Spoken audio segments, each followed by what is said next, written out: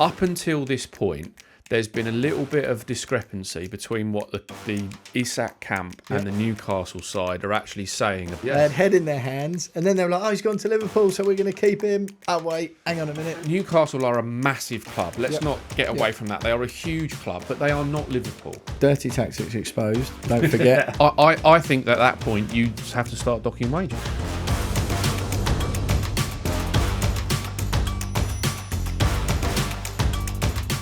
Hello and welcome to Transfers Exposed. I'm Sun Sports' Will Pugh, and alongside me, back from sunning himself on the beaches of Turkey, is the Sun's Deputy Head of Sport, Dean Scoggins. Dino, wonderful to see you again, mate. Thank you. Yep, this is your exclusive press pass right into the Sun Sport newsroom to get all the latest transfer stories. And of course, we are here every Tuesday, and I usually say Thursday, but as of this week, because me and Dino are back together once again in a big, impressive studio to record Tactics Exposed and of course Team Talk starting this Thursday ahead of the Premier League season. You can catch that on Sun Sports' YouTube channel throughout the season, our flagship football show that returns. So transfers until the end of the transfer window will be switching from a Tuesday and a Thursday to a Tuesday and a Friday. Yeah, that's right. And I'm gagging for Tactics to be back. Mate, Cannot wait. Doing all of my research. But first of all, let's concentrate on going behind the scenes, lifting the lid on this absolute bombshell from Alexander Isak today. Yeah, absolutely, mate. So reports out this morning. This is Tuesday, August the 12th.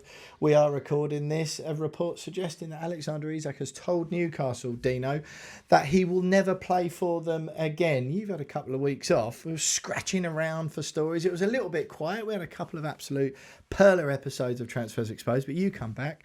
We've got Isak It's to all kicking off Newcastle. again. Exactly, mate. Yeah, even your beloved Tottenham, which we'll do in another clip. If you want to hear the latest on Eze and Savinho as well, then go to the Sunsport YouTube channel, the Transfers Exposed playlist even, and you will find that video. But for now, Dino, the latest chapter in this saga. I think it's important to recap. Sorry Go to on. jump in, but first of all, it's important to recap with Isak that up until this point, there's been a little bit of discrepancy between what the Isak camp and the Newcastle side are actually saying about who's willing to play and who's not willing to play. Right. Very much in the pre-season friendlies, it was an Eddie Howe decision that he didn't want the player within the group because his head wasn't in the right place to perform and get themselves to pre-season, through pre-season. They haven't won a game in pre-season, by the way, so obviously that doesn't make things easier. But now we have a switch in that he wants him back in. They want him integrated back in training. He missed the team barbecue and all the team bonding at the start of the season. But now this, I think, is the first time that Isak has absolutely said, I am not willing to play. So that then moves it dramatically. He said, I want to go all the way through. Yeah. I want to leave. Yeah. I want to explore my options. But at this point, he's now saying, I don't want to play. So the Newcastle rejected a £110 million bid. Like you say, worth recapping. Absolutely, because it's been a roller coaster, this exactly. one. So Newcastle rejected a £110 million official bid from Liverpool. That came after a sort of verbal approach with Liverpool going, we're thinking we might have 120 million for you. What do you think? And Newcastle were like, absolutely no way. It's 150 And also million. remember at that point that Ekitike was in talks with Newcastle. Now he's a Liverpool player. So who Newcastle fans thought was going to be his replacement. Absolutely, yes. They had head in their hands. And then they were like, oh, he's gone to Liverpool, so we're going to keep him. Oh, wait, hang on a minute. And you think about that from a Newcastle point of view. We even at the start of this window, you and I discussed how Isak and Ekitike could play together for Newcastle. And now we're talking about how they could play, or we could be talking about how they could be playing together for Liverpool. But Newcastle Go on. Go on, don't forget the thigh injury then. Yes, absolutely. So he then went and trained with his old club, Sociedad, and that's why he didn't go to the Far East, wasn't it, on pre-season tour with a minor thigh injury that required treatment. Came back to Newcastle, had talks, then missed the barbecue. Now here we are. Sorry, go. Yeah, but also remember that Newcastle's stance still hasn't changed on the fee. Which was 150 million. Yeah. So if Liverpool cough up 150 million, Newcastle start to do the talking again. Yeah. But at this stage, that hasn't happened. But look, Liverpool aren't going to pay 150 million. No. Okay, they could. I think they could get to 130 and it be a British transfer record. Yeah. And if you're Newcastle, I think at this stage, 130 million. Yeah, but the problem is for Newcastle is they've got to get somebody in. Yeah, they've signed Anthony Elanga and they've got decent options in the forward line, but it's decent options behind this guy. Yeah. So they've got to get somebody in. Look, Nicholas Jackson, is the obvious one that for 60 or 70 million they could probably do that deal quite quickly with Chelsea. Jackson wants to stay in the Premier League. That deal can get done. Chelsea still want 80 million. Yeah, but I know what you but mean. if they get 100, if they accept the offer and get 130 million in the bank, let's say at this week, then anybody they're trying to sign afterwards, they're going to wave goodbye to 20 million more because everyone's going to go, well, the price has gone up because we know you've got 130 million in the bank. Yeah. So Newcastle are in a horrible position here, and in a horrible position at which point they might have to start thinking about docking a player's wages as well. Right, now let's do that then, right? Before we skip ahead to who they may or may not replace Isak with, because we've done quite a bit of that, to be fair, on Transfers Exposed throughout the summer.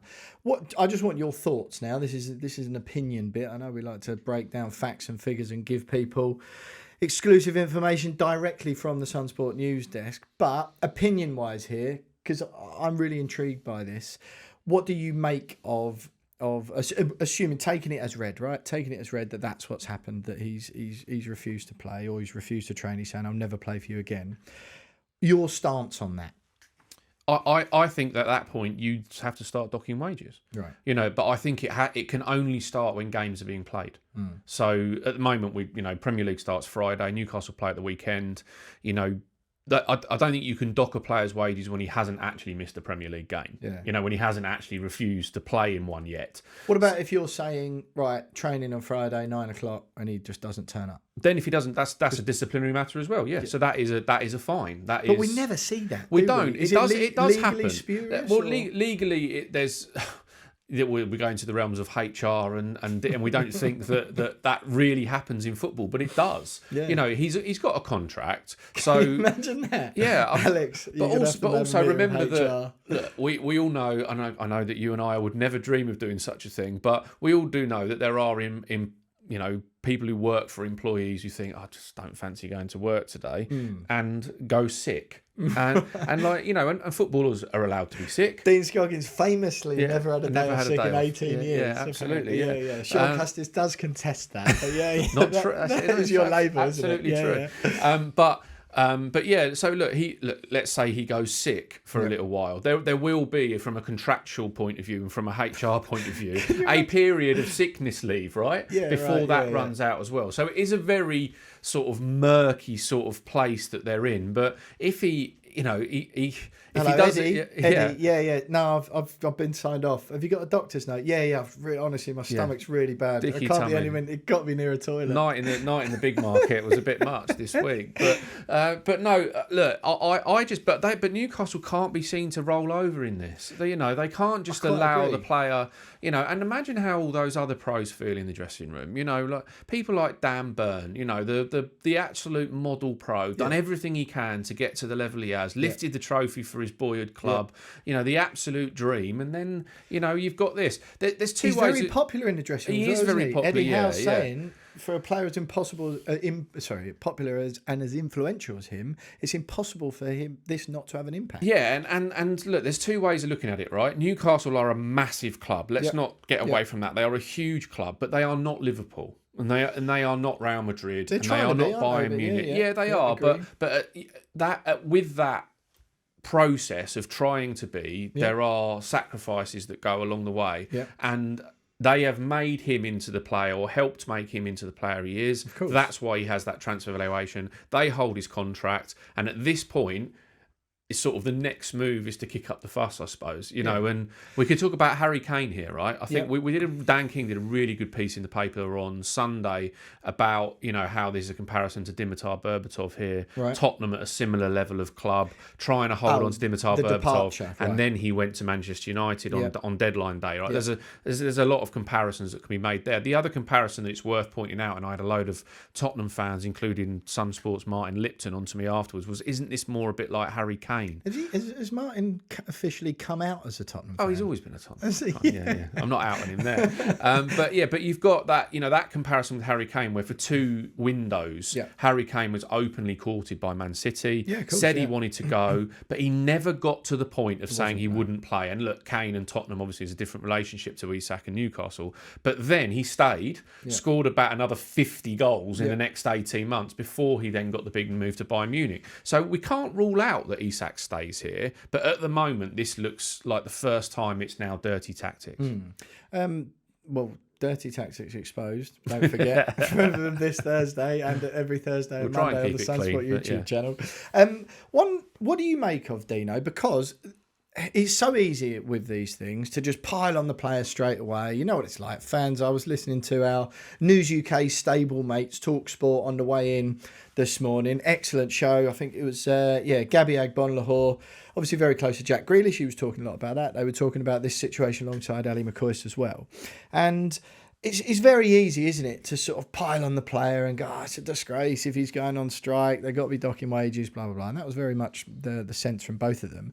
One thing I think gets forgotten about here, and Newcastle fans probably won't have much of an appetite to hear this, bearing in mind, he was promised, he's getting 130 grand a week at the moment, 3 years left on his deal, but 130 grand a week, given the impact he had last season and given the market value, nowhere near what he should be on. Now, he's also rejected a 300 grand a week deal earlier in this window to stay at Newcastle. So that was sort of an intention of his desire to leave.